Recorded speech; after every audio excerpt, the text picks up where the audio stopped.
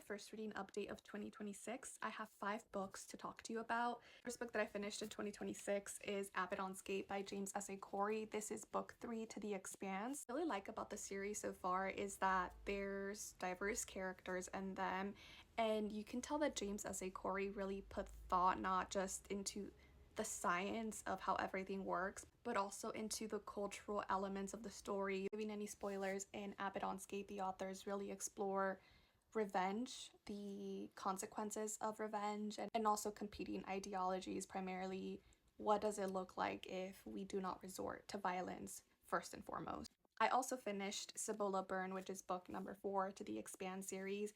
In this one, the authors are really exploring the concept of colonization from a corporate perspective, from a human perspective, and the cost of human life. The next book that I ended up finishing is Warning Signs by Tracy. The expected publication date of this is February 10th. This is a story about a father-son skiing trip that goes wrong. We have Zach, our main character, who is a 12-year-old boy. He goes on this skiing trip with his dad and his investors that they're trying to woo. Despite his age, Zach is a very experienced skier and also has deep knowledge of mountain survival skills thanks to his mom.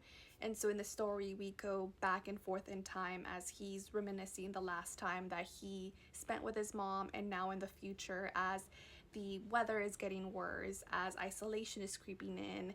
I think she did a wonderful job capturing the beauty and the dangers of the wilderness, and there was actually a lot that I learned about survival on a mountain.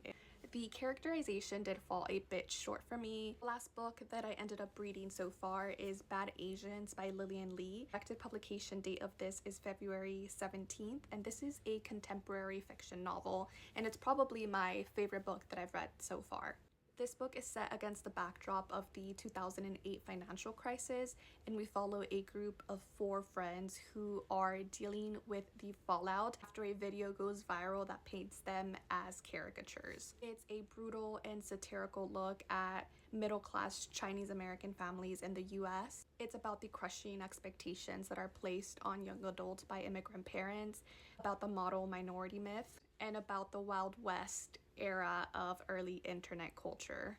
These characters are deeply flawed, which makes them extremely human and very messy. It's like a train wreck that you can't look away from. There's one book that I forgot to talk about. It's called One Son Only Stories by Camille Bordas. These are stories that reflect contemporary life.